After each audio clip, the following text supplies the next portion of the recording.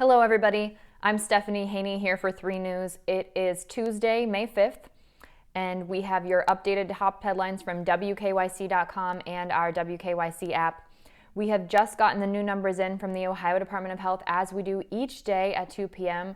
since the COVID-19 pandemic started affecting us here in Ohio, since we learned of the first reported cases. That's been happening each day. So I've got those updated numbers for you now. I'll tell you those numbers, and I'll break down for you how those numbers compare to the past days, to the past week, and also we'll take a look at how we compare across the U.S. and across the world in terms of COVID-19 cases and COVID-19 deaths.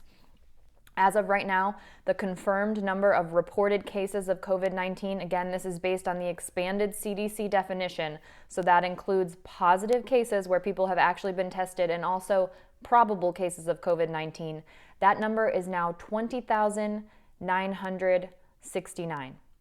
And the total number of deaths reported related to COVID-19 is now 1,135. So now we're going to break down those numbers, so bear with me here. What we are seeing now in the number of reported cases is 495 new cases in the last 24 hours. That's from yesterday to today. Now that is down from yesterday, where we saw 579 new cases, and we'd been hovering right around that mark for several days. Now today, we did see a significant increase in new deaths. Today we see 79 new deaths, and that is up quite a bit from yesterday, where we saw 17 new deaths, with that total number of reported deaths now being 1,135. Now remember, around this time last week, we saw a day with 138 new deaths. That was out of the norm last week. That was the first time we have seen such an increase in a single day. That's the largest single increase in a single day of new deaths related to COVID-19 that we've seen since cases first became known in the state of Ohio. Then it dropped back down through the rest of the week, and into the weekend we saw it into the teens. As yesterday we saw 17 new deaths. So today, 79 new deaths. Now, you may wonder, why are we tracking daily cases? One reason that we are tracking the daily cases and the daily number of deaths is that before something that can be considered a trend, we need to see a decrease for 2 weeks. Then we can start talking about a decrease trend in the number of COVID-19 cases and deaths here in the state of Ohio. Now, if you look at today, we see the cases go down a little bit and the new deaths went up quite a bit. So if you don't include today, what we have been seeing is sort of a stable number in terms of quantity, seeing those teens for a bit. But as the number of positive cases go up and as the number of total deaths go up, even a stable quantity will be a decrease in rate. So we need to keep that in mind. And we need to know more about the number of tests that we're doing here in the state of Ohio. We've been told by Governor Mike DeWine that that is ramping up, that they had breakthroughs over the weekend, so we will see more testing here in the state of Ohio. So as more testing goes up, we can anticipate numbers will go up, but as more testing goes up, then we'll know more about the rate of reported cases as compared to the testing. And what we'll really be telling, because the deaths are the deaths, without having to necessarily need as much information related to the testing, because if someone dies and it's been attributed to COVID-19, then that's a little bit more certain, because we do know people are going around with COVID-19 that are asymptomatic according to health officials. So we're keeping an eye on that very closely. So that's the numbers that we have for you today here in the state of Ohio. Now, if we look across the country, we now see today across the U.S. there are 1,192,000 cases. So that's 21,000 new cases from yesterday. That is down a bit if you look at it on a daily basis, if we look at those weekend numbers, because from Friday to Monday, we saw 100,000 new cases. So that was over 3 days. So if you divide that by 3 days, that's about 33,000. Today we see 21,000 new cases. So that's a bit down across the U.S. today. In terms of death across the U.S., we are now at 70,155. That is 2,109 new deaths in the last 24 hours from yesterday. These numbers are from Johns Hopkins University, by the way. That's slightly up if you look at it on a daily basis over the weekend, because from Friday to Monday, we saw 5,023 new deaths. So 2,100 new deaths in the last 24 hours is slightly up from what we saw over the weekend if you look at it on a daily basis. Worldwide, we now have 3,600,000 cases of COVID-19 reported. That's 47,000 new cases from yesterday. That seems to be a dip from what we saw over the weekend, where there were 274,000 new cases from Friday to Monday. So a dip there in terms of worldwide new cases. In terms of worldwide deaths related to COVID-19, we are now at 254,430 reported deaths. That's 5,351 new deaths from yesterday, which is on par with what we've seen over the weekend in terms of worldwide deaths, with about 15,000 new deaths from Friday to Monday. So keep that in mind. Those numbers are all from Johns Hopkins University.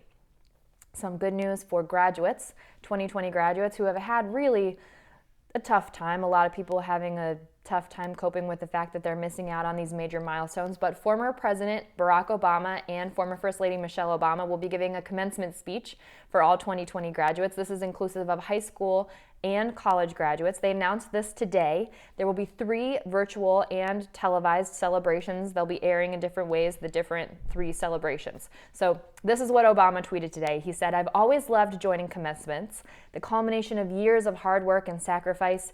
Even if we can't get together in person this year, Michelle and I are excited to celebrate the nationwide class of 2020 and recognize this milestone for you and your loved ones."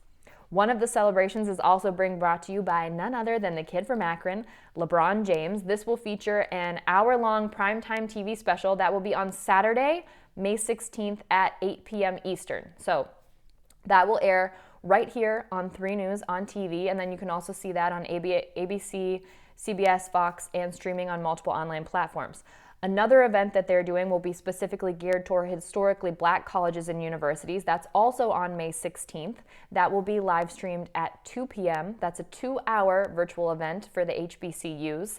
And then there will be a YouTube celebration that is airing on June 6th. There will be big names there: Zendaya, Lady Gaga, Malala Yousafzai, and more. So definitely something you're going to want to check out. And a big thanks to the Obamas and also LeBron James for bringing us these specials. I know that'll be something really special for everyone out there graduating.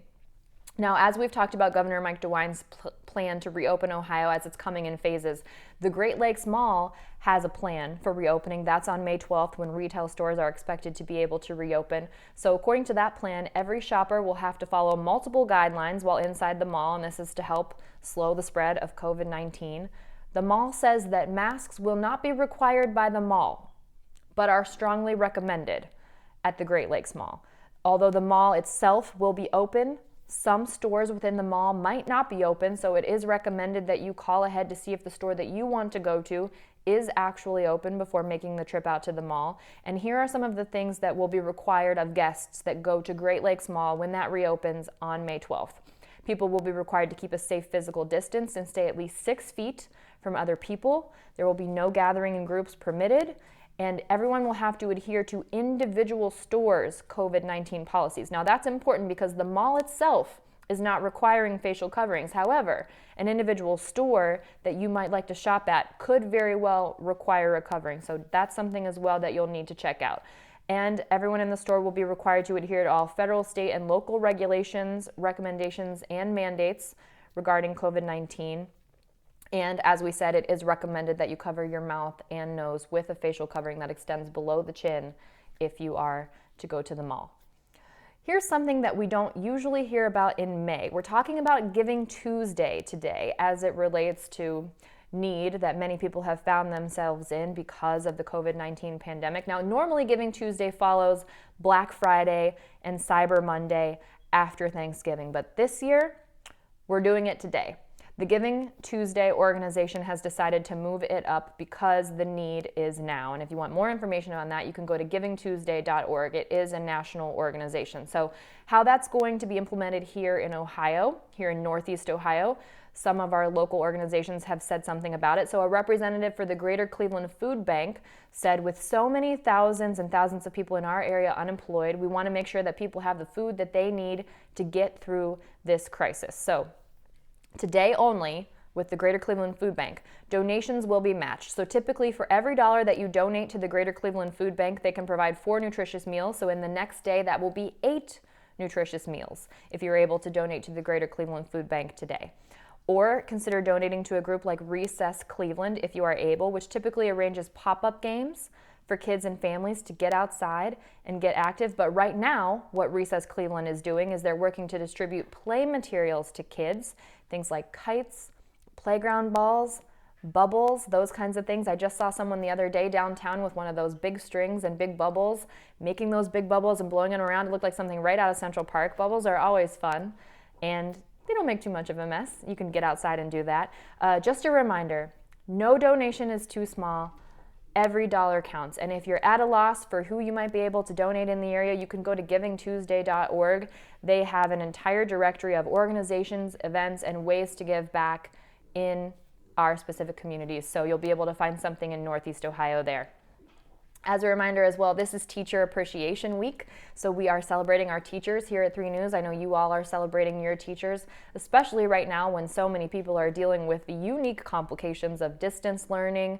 And we're seeing so many of those teachers on TikTok, by the way, connecting with their students, which has been a joy for me, I will just personally say. So some stores are getting in on this as well, like Costco, Barnes & Noble, Joann Fabrics, and they're offering discounts for teachers. And we want to thank our teachers as well. We are encouraging people to share stories using the hashtag 3lovesteachers and hashtag 3heroes so that we can potentially share those stories. We have some stories of people appreciating the educators in their life on WKYC.com and our WKYC app right now. Thank you to all of the incredible teachers out there. I want to share a story about a teacher in my life who impacted me greatly. This is when I was in the 6th grade at Pfeiffer Middle School in Canton, Ohio, and it was my science teacher, Mr. Don Dorkoff. I'll tell you what happened. We had a test, and I did pretty poorly on that test, and it wasn't because the material was especially difficult. It wasn't because I was struggling with the information. I hadn't studied and I hadn't prepared, and science had typically been a strong suit of mine, so that grade came back and it was a D, and that was the worst grade I had gotten in that class. And Mr. Dorkoff sat me down and he looked at me, and he was more disappointed in me than my own parents were for me getting a D on that test, and he just told me there was no need for it and let me know that he knew I was better than that. And not that there's anything wrong with getting a D on the test, but the point is I hadn't prepared for the test. There was no reason for me to do poorly on that test, and he knew it, and he called me out on it, and that stuck with me all throughout school, and I'm very thankful to him for that. So, Mr. Dorkoff, thank you for doing what you did. He's retired now. Thank you so much for all of that. No longer teaching. All right.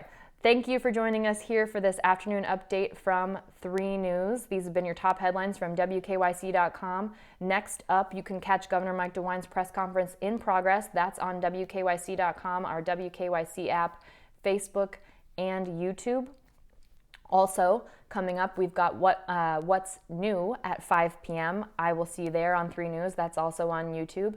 After that, we have What Matters Most at 6 p.m., Front Row at 7 p.m., and What's Next at 11 p.m. where we'll give you continuing coverage on everything that's going on here in Northeast Ohio and, of course, related to COVID-19. So we'll see you there, and I'll see you back here tomorrow at 11 a.m. I'm Stephanie Haney. Everybody have a great rest of your Tuesday and enjoy your Cinco de Mayo.